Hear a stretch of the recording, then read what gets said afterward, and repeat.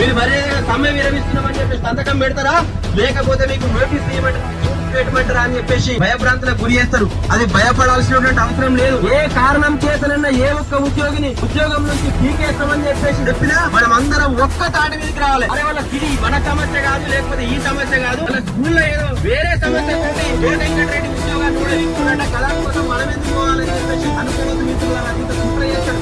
Congress party అంటే అది కుట్ర ప్రభుత్వం, కుతంత్రాల ప్రభుత్వం. వాళ్ళు ఎప్పుడు అధికారంలోకి వచ్చిన కుట్ర చేసి మాయమాటలు చెప్పి అధికారంలోకి వస్తారు. అధికారంలోకి వచ్చిన తర్వాత కూడా అదే కుట్రతోటి వాళ్ళు రాజ్యపాలన చేస్తున్నారు. కాబట్టి ఎవరికి ఆపద వచ్చినా ఎవరి ఉద్యోగానికి అక్కడ ఈగ వాళ్ళే కూడా మనం అందరం ఏకతాటి మీదకి వచ్చి యూనిటీగా ముందరికి పోతే మన సమస్య ఖచ్చితంగా పరిష్కారం అవుతుంది. ఢిల్లీలో ఆల్రెడీ పార్లమెంట్ లో ఒక చర్చ నడుస్తున్నది. ఢిల్లీకి ఎన్నికల పేరుతోటి పార్లమెంట్ లో ఒక చర్చ నడుస్తున్నది.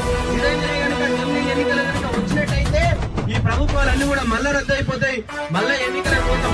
కాబట్టి ఈ టైంలో కనుక మీరు ఒక్కడు కూడా ఎంత చేయకుండా గుండె ధైర్యంతో ముందరికి పోతే ఏ ప్రభుత్వం అయినా సరే ఖచ్చితంగా మీ డిమాండ్లన్నింటినీ కూడా నెరవేర్చడం కోసం సిద్ధమై ముందరకు వస్తుంది. మన హక్కుల కోసం మన ఉద్యోగ భద్రత కల్పించాలని చెప్పేసి, మమ్మల్ని ప్రభుత్వ ఉద్యోగుల లెక్క చూడాలని చెప్పేసి ఇలా మనం డిమాండ్ చేస్తా ఉన్నాం. చిన్న చిన్న కంపెనీలలో కాటన్ మోస్టర్లు కూడా ఇలా ఉద్యోగ భద్రత కల్పిస్తా ఉన్నారు. లేబర్ కంటే అధ్వానంగా ఎవరిది ఏమైనా కూడా 5 రోజుల నుంచి సమ్మె చేస్తా ఉంటే ప్రభుత్వం నుంచి కనీసం ఒక పిలుపు రాకపోవడం, మీ డిమాండ్ ఏం డిమాండ్ చేస్తా ఉన్నారు, అసలు మీ సమస్య అని చెప్పేసి ఈ రోజు వరకు కూడా ఒక్కరు కూడా కనీసం అడగకపోవడం చూస్తా ఉంటే నిజంగా ఇది దారుణమైనటువంటి విషయం అని చెప్పేసి తెలియజేస్తూ, ఎక్కడైనా సరే ఎప్పుడైనా సరే ఉద్యమం మొదలైన తర్వాత ఎన్నో కష్టాలు వస్తుంటాయి, ఇబ్బందులు వస్తూ ఉంటాయి.